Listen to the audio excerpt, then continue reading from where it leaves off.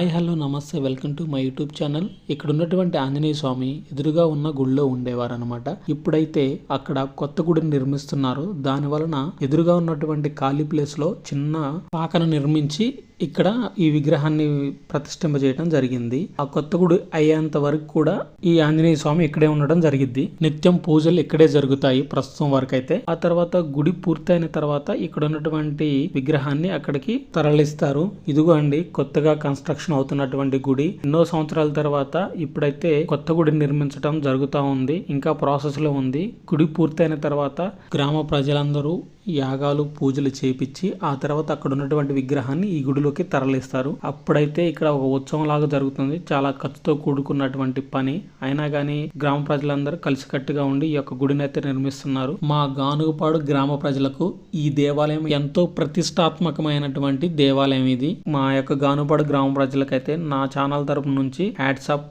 అందరికీ చాలా చాలా థ్యాంక్ యూ సో మచ్ ఈ యొక్క గుడిని నిర్మిస్తున్నందుకు.